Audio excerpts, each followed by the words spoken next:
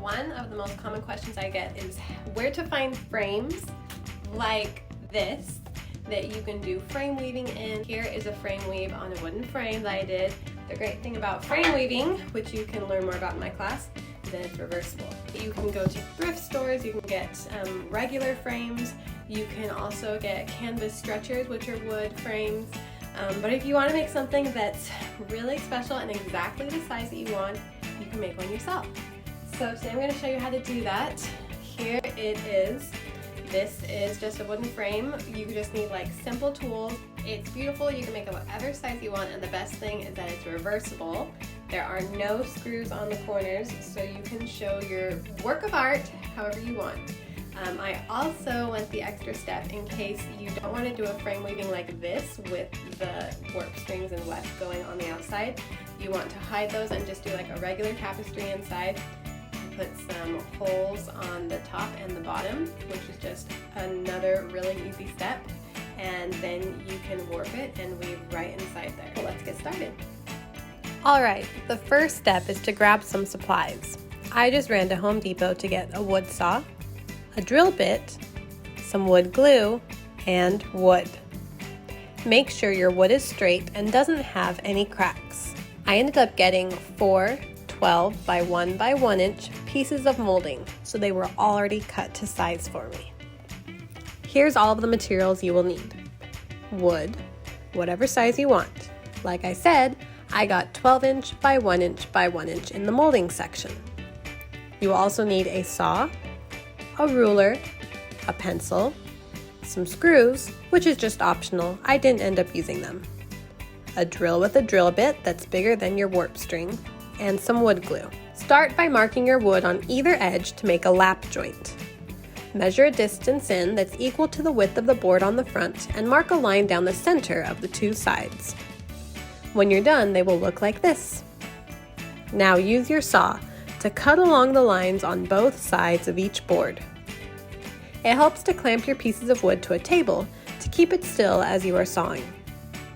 The cut will come off like this. Do the same to all 4 sides and they will fit together like this, which is called a lap joint. You can sand the cuts to make them smooth if you want to. If you just want to use this for frame weaving, then skip the next step. If you want to have warp strings floating inside the frame, use a ruler to mark a line down the center of the side of 2 of the pieces of wood. Mark a dot on the center line every centimeter apart. Now clamp the wood piece onto a table and use a drill bit that is slightly wider than your needle to drill into each hole. I used a drill bit that was 1/4 inch thick. This is what it will look like once you've drilled all the holes. Don't worry if the wood is rough around the holes. You can give it a quick sand before assembling the frame, or just sand it all at once when you are done. Now it is time to put the frame together. Lay the 2 side pieces down with the lap joint cuts facing up. Place the top and bottom pieces that have the holes drilled into them down with the lap joint cuts facing down. The frame will fit together like a puzzle. Spread wood glue into the cuts. Use clamps or something heavy to hold the corners of the frame tightly together as the wood glue dries. If any glue runs out of the joints, use a wet paper towel to wipe it up before it dries. Once the glue has dried, sometimes it takes overnight, remove the clamps. Sand the corners as well as the rest of the frame. You can also paint the frame or add a wood stain if you want it to be a different color.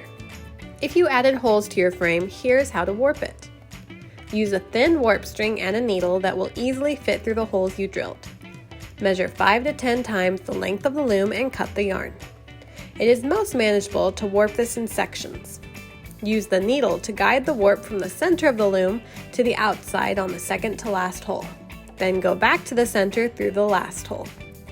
Guide it up to the last hole on the other side and pull the string through, tying the tail onto the first warp string. Continue guiding the string through the holes on either end. It is best to begin and end your warping by tying the knots on the inside of the frame instead of the outside.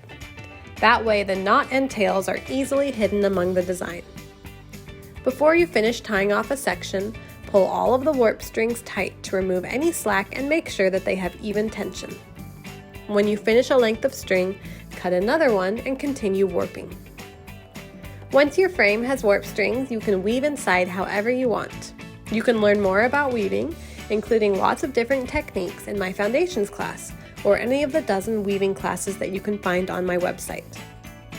I love the look of textural materials when they contrast the hard border of the wooden frame. The best part about weaving inside this is that you don't have to worry about how your tension will change when you cut the warp strings or keeping your sides straight. The project will forever live inside the beautiful frame you created. Head to my website at hellohydrangea.com for classes and kits to learn more about weaving. And don't forget to follow on Instagram to see what projects I'm working on next. Happy weaving!